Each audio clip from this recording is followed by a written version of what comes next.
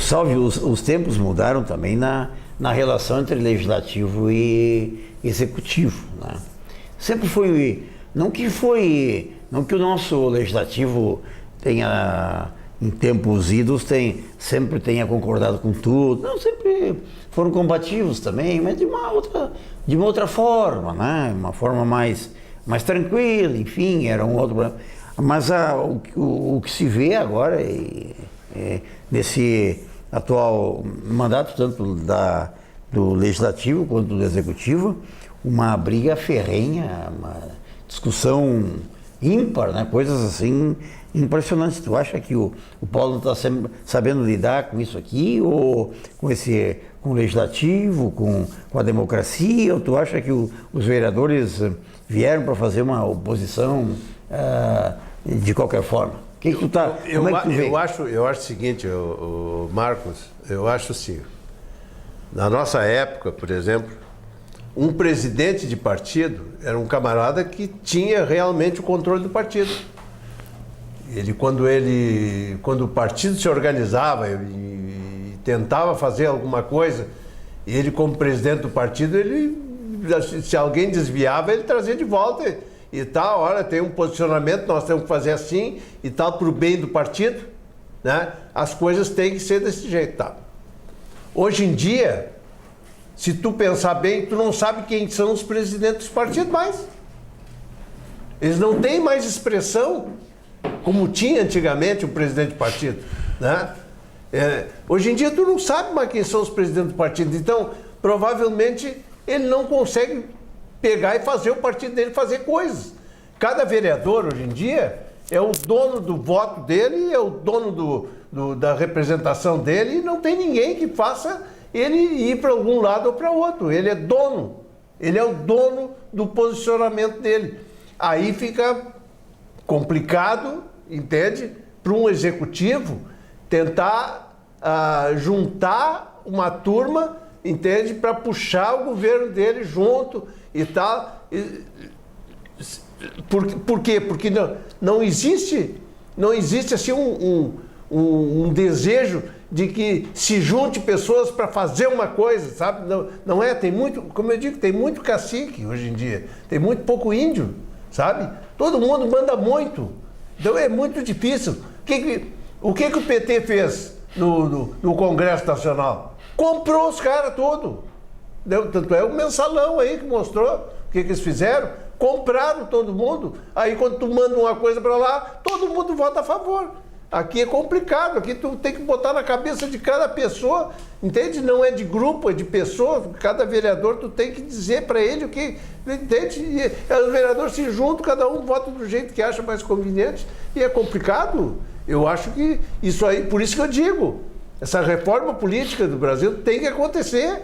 Os partidos têm que estar juntos, conjugados, coligados, entende? Um partido com o outro, para tu ter uma plataforma que te dê sustentação ou que não te dê sustentação, mas aí tu sabe como lidar. Tu não pode lidar com 11 vereadores, cada um pensando de um jeito. É muito complicado, é muito complicado. Eu acho que é muito ingrata a ideia do executivo hoje em dia para lidar com o legislativo. Eu acho complicado, eu acho difícil. Em todos os níveis.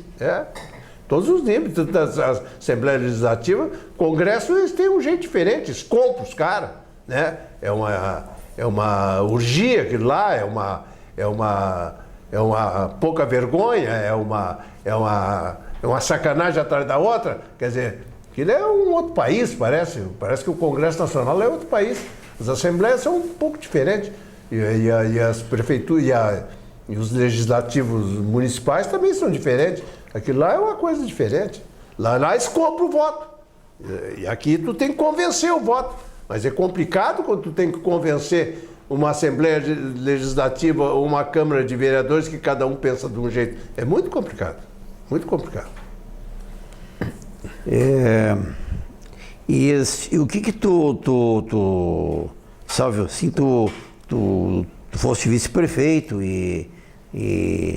né, num período assim que Montenegro vinha crescendo, efetivamente, né? Tu vê que a tendência é manter esse acirramento, Ou tu acha que o cara vão ter que aprender com isso? Porque eu não estou dizendo aqui que os vereadores não têm razão, que o prefeito não tem razão. Não é isso que nós estamos. Não é isso que nós estamos questionando. É uma forma diferente de fazer. É um jeito diferente de fazer política. De política. Se está certo ou está errado, isso vai da cabeça de cada um que pense, né? E essa será uma tendência. Eu acho que essa é a tendência, entende? Cada vereador é o dono da vontade dele. Ele não tem que obedecer ninguém. Ele não obedece o partido dele, ele não obedece o presidente do partido dele, ele não obedece ninguém. Ele é livre atirador, ele faz o que dá na telha, entende?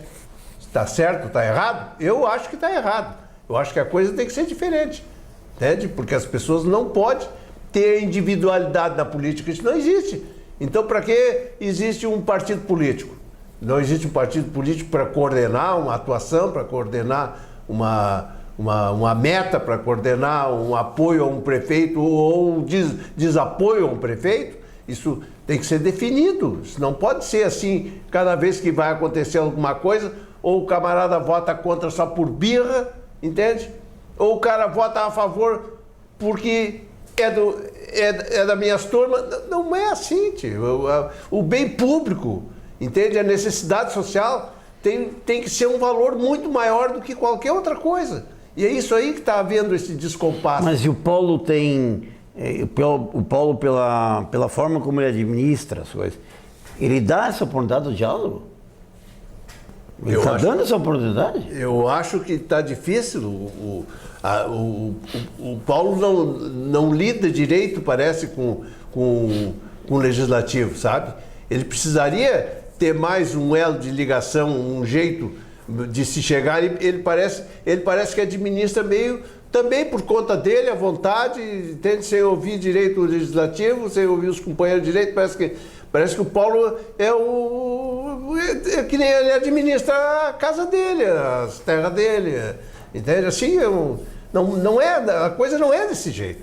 O Paulo o Paulo tem um irmão que foi candidato, o homem o Marcão, o xará meu aí.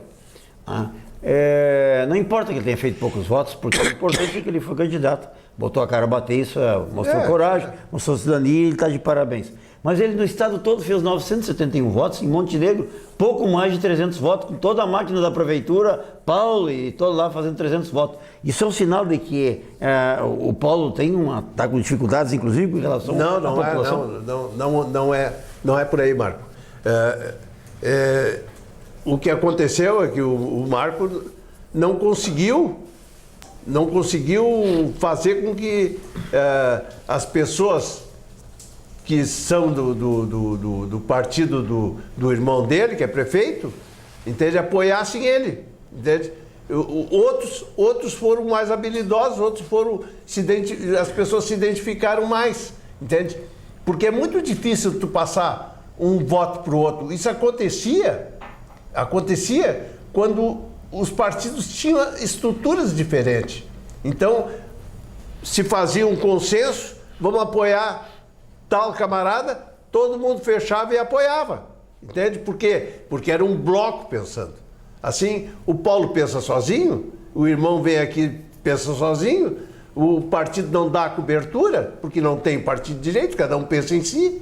E o que acontece? Está o prejuízo do cara. Isso é assim que funciona. Não é? O Paulo vai ser candidato a alguma outra coisa, aí ele faz os votos que ele não conseguiu transferir para o irmão. Isso é a estrutura política, né, hoje em dia do país, é que está fazendo as coisas funcionarem desse jeito. Tu não transfere voto. É muito difícil. Aí não tem mais... o sujeito se filia porque ele não pode ser candidato sem o partido. Mas depois que ele está lá dentro, ele se elege, não tem nada a ver com isso. Tanto é que tu olha o percentual, eu estava vendo esses dias, eu não guardei o número, mas eu vi que era altíssimo. Os caras, parece que deu 30% ou 40%, os camaradas que se elegeram no partido trocaram de sigla. Quer dizer, isso é humanamente impossível, isso não pode acontecer. Tu não pode ser de um partido e te eleger e ir para o outro. O que é isso? Sabe? O que é isso? Deu 30 e poucos por cento, 40%, coisa assim no Congresso Nacional. Quer dizer, é impossível. Isso não está certo, isso não pode ser assim. Então o partido não vale nada. E aí a desestabilização, não que o país esteja desestabilizado, pelo contrário, está bem, o país é tranquilo, os valores democráticos preservados, mas a questão partidária é cada um por si bem, como o Salvo colocou. Cada um por si. Em todos os níveis. Em todos eles, todos os partidos, em todos os níveis. Cada um é um cacique. Divisões, grupos, em todos eles. Então não tem, não, o nosso partido tem uma só ideologia. Não. Cada... Não tem. Não. Se pensa, todo mundo é de esquerda e todo mundo age como os caras de direita. Todos os partidos, pode observar. Todos os partidos são de direita.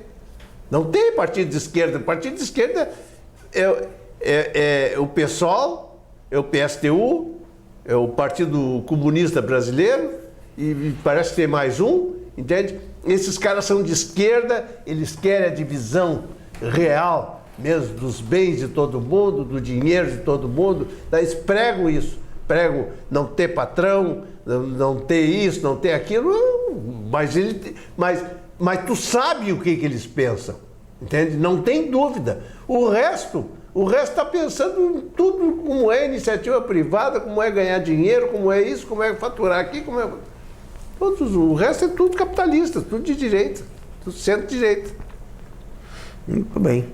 E fica muito difícil porque não se criaram lideranças. Há pouco nós estávamos comentando isso sabe? Também é. Nós tínhamos antigamente a UMES, União de Estudantes, isso, e começava no colégio. Esses grandes líderes, Pedro Simão, Tarso, Ana Amélia, isso se criou no colégio. Eles tinham associações de estudantes, né? Com certeza o Sartori deve ter tido, a ESH, e hoje não se cria mais nada disso. O PT se encarregou de acabar com a Uni, entende? Comprou aqueles caras, deu dinheiro para eles lá, entende? Acabou com os caras, morcegou todo mundo, tu não veio estudando na rua, combatendo nada, antes só o que tu via era isso.